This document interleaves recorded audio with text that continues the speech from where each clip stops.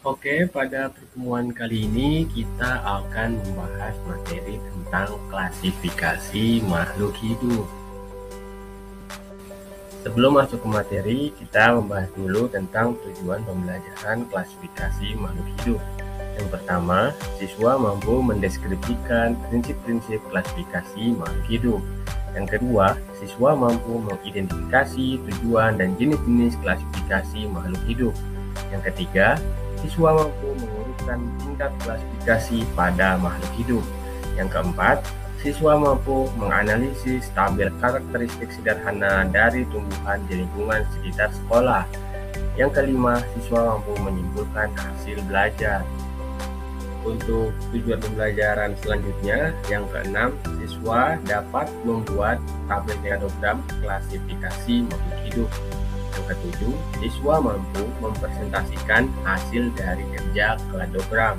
Yang kedelapan, siswa mampu menyajikan kladogram dengan bentuk yang menarik. Sebelum masuk ke materi, coba perhatikan video berikut ini.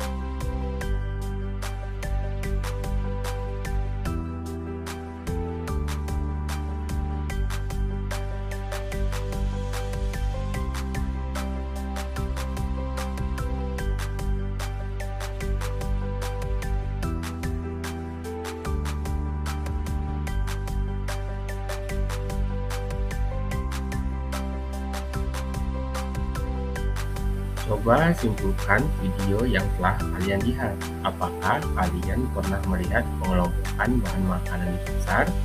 Kira-kira kenapa ya bahan makanan itu dikelompokkan? Tujuan dari klasifikasi makhluk hidup adalah yang pertama, mengelompokkan makhluk hidup berdasarkan persamaan dan ciri-ciri yang dimiliki. Yang kedua, mengetahui hubungan kekerabatan makhluk hidup. Yang ketiga, memberi nama makhluk hidup yang belum diketahui namanya. Yang keempat, menyederhanakan objek tadi sehingga mempermudah mempelajarinya. Terdapat 3 sistem klasifikasi makhluk hidup. Yang pertama, klasifikasi sistem buatan. Yang kedua, klasifikasi sistem alami. Yang ketiga, sistem klasifikasi filogeni. Untuk sistem klasifikasi buatan, yaitu sistem klasifikasi yang dibuat untuk tujuan praktis, misalnya mengelompokkan makhluk hidup berdasarkan kegunaannya. Contohnya adalah mengelompokkan jahe, tina, kayu putih, dan ginseng ke dalam tanaman obat. Tanaman seperti mawar, melati, dan anggrek dikelompokkan ke dalam tanaman hias atau tanaman bunga. Untuk adik-adik, coba sebutkan contoh tanaman obat dan tanaman bunga hias di sekitar lingkungan kalian. Adapun klasifikasi sistem alami adalah sistem yang mengelompokkan organisme berdasarkan sifat-sifat morfologi atau bentuk fisiknya.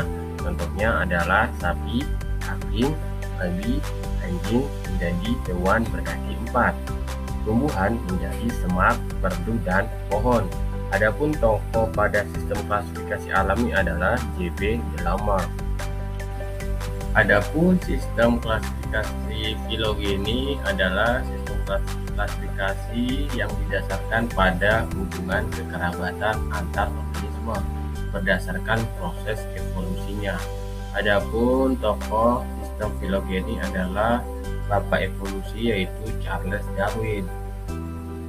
Berikut merupakan contoh diagram kladogram pada tumbuhan. Di sana ada tumbuhan Angiospermae, Gymnospermae, tumbuhan paku, tumbuhan lumut, dan alga hijau.